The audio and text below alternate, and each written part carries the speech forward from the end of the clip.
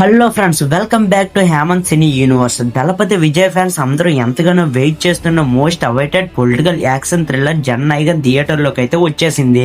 అసలు విజయ్ లాస్ట్ మూవీగా వస్తున్న ఈ సినిమా ఎలా ఉంది, పొలిటికల్ డ్రామాగా వర్కౌట్ అవుతుందా లేదా, సినిమా చూసిన ఆడియన్స్ ఏమంటున్నారు, బాక్స్ ఆఫీస్ దగ్గర హిట్ కొడుతుందా లేదా అనేది ఈ వీడియోలో clear cut point to point అయితే మాట్లాడేసుకుందాం. స్కిప్ చేయకుండా చివరి వరకు అయితే చూడండి. అలాగే మన ఛానల్ ని సబ్స్క్రైబ్ చేయడం మాత్రం అస్సలు మర్చిపోవద్దు.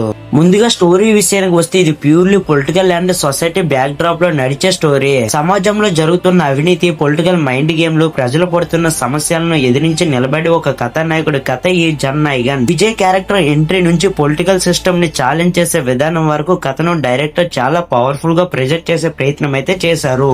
ఇక ఈ సినిమాకు ప్లస్ పాయింట్స్ ఏంటో చూద్దాం. Vijay screen presence next level. తన mannerism, acting, mass dialogues fans కి పక్కా పైసా వసూలు ఎక్స్పీరియన్స్ అయితే ఇస్తాయి. ఫస్ట్ హాఫ్ లో వచ్చే action scenes, interval, bank, theatre లో రచ్చరంబోల్ అంతే.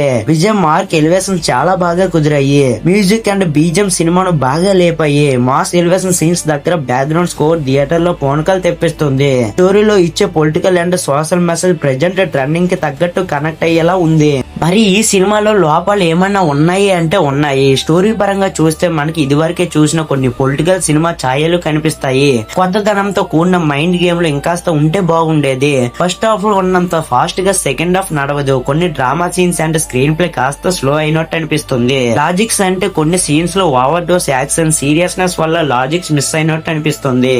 ఓవరాల్ గా చెప్పాలంటే జననాయకన్ మూవీ విజయ్ ఫ్యాన్స్ కి పక్క పండగ లాంటి cinema. Mass elevations, Vijay screen presence, powerful political dialogues కోసం ఈ సినిమాని థియేటర్ లో 2 సార్లు హ్యాపీగా వాచ్ చేయవచ్చు. మీలో ఈ సినిమాని ఇప్పటికే చూసిన వాళ్ళు ఉంటే మీ అభిప్రాయం ఏంటో కామెంట్ బాక్స్ లో కామెంట్ చేయండి. ఈ వీడియో నచ్చితే లైక్ చేయండి, షేర్ చేయండి, సబ్స్క్రైబ్ చేయడం మాత్రం మర్చిపోకండి. మళ్ళీ ఇంకో మూవీ రివ్యూతో కలుద్దాం. Thank you for watching.